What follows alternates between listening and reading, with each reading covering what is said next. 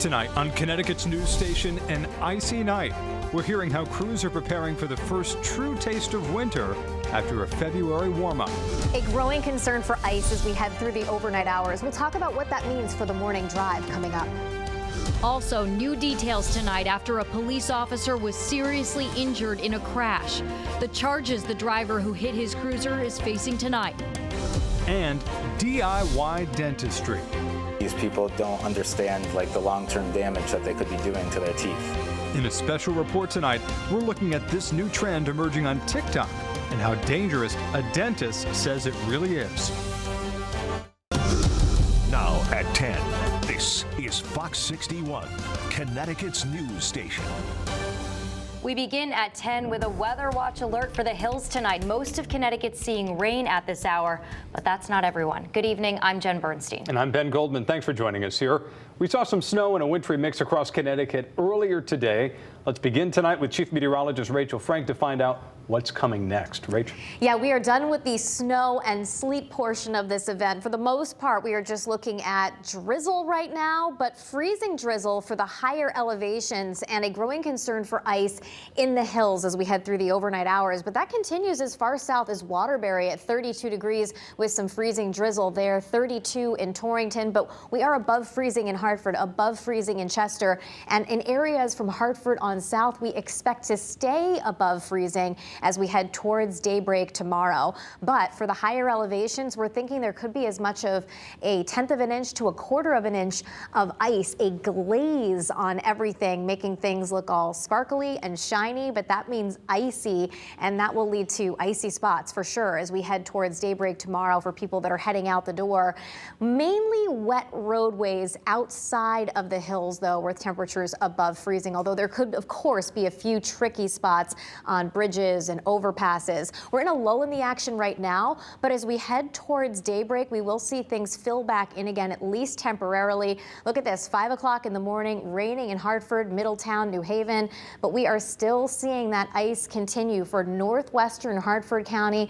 We're talking about North Canton, Burlington, Granby still seeing some ice, New Hartford seeing some ice, Litchfield, Torrington, Stafford and Union still seeing ice. After about 8 o'clock in the morning, we're pretty much done with precipitation other than a little bit of lingering light mist, but we could see temperatures drop as we head through the afternoon tomorrow, and that could cause some wet roadways that maybe are still a little bit damp from earlier to ice up as those temperatures drop a little bit. We'll talk more about that, your full forecast, and the next thing we're watching down the line coming up. Rachel, thank you. The winter weather could make for slippery road conditions for your morning commute, FYI, which is why crews are out treating some of those roads ahead of the time today. Yeah, Fox 61's Gabby Molina joins us live in New Hartford tonight with how crews prepared in the Litchfield Hills. And Gabby, it looks like it's doing something where you are. Yeah, Jen and Ben, right now it's just really wet out here. Really in the last 20 minutes or so, it started raining and it's getting a little bit heavier as I talk to you right now. Earlier today, we did see some snow, though. This area right next to me where all these leaves are, they did have a coating of snow earlier. Most of it has been washed away, though I can still see a couple of little patches of ice here. The larger concern, though, is the roads behind me. You can see how wet they are, getting even more wet right now. The concern is that there could be some freezing for that morning commute, and that's why crews were out for several hours today pre-treating. A wintry mix has crews out on the roads, trying to keep them as safe as possible for drivers. We always prepare for the worst and hope for the best. In Vernon, Public Works Director Dwight Reinowitz says with this type of storm, it's important to pre-treat the roads. Make sure that we have material down in case the temperatures change. This is kind of an interesting storm right now because it could be switching over to rain, but we don't want to take any chances. We want to make sure that we have material out on the roads, keep the traveling public safe. But part of the responsibility of keeping the roads safe also falls on drivers. This winter has not brought us many storms, so officials want to remind everyone that when inclement weather hits, it's important to take it slow.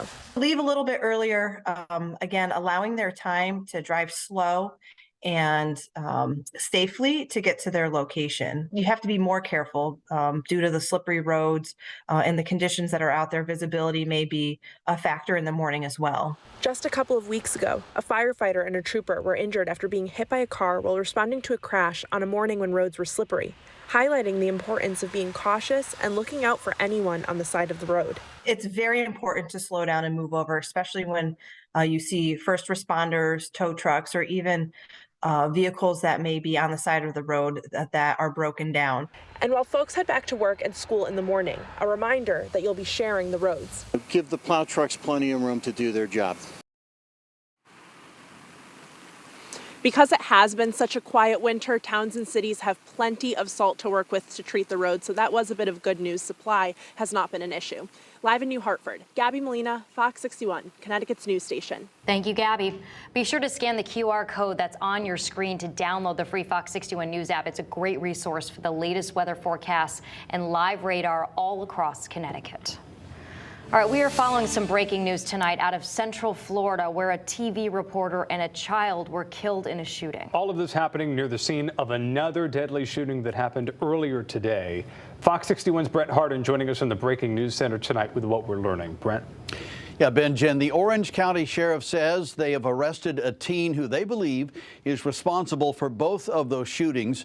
It happened in the Pine Hills neighborhood just outside of Orlando. The reporter killed was from Spectrum News 13 in Orlando. Another TV crew member was also injured in that shooting and is in critical condition tonight. A news crew from WFTV, which was also reporting on the first shooting, tried to give medical aid to the Spectrum journalists. The 9-year-old girl was killed and her mother was injured inside a nearby home. The mother is also in critical condition tonight. 19-year-old Keith Moses faces one murder charge in the morning shooting, and charges are expected for the other victims as well. He has a lengthy criminal history to include gun charges, aggravated battery and assault with a deadly weapon, burglary, and grand theft charges. At this point, Spectrum News 13 has not identified the journalists involved in the shooting. During a live report tonight, a reporter for that news station did ask for prayers for her co-worker in the hospital and for every victim of gun violence in the U.S. White House Press Secretary Karine Jean-Pierre tweeted out her condolences this evening to the Spectrum 13 team. We'll continue to bring you updates on the story as soon as we learn more. In the Breaking News Center, Brent Harden, Fox 61, Connecticut's news station. Back to you guys.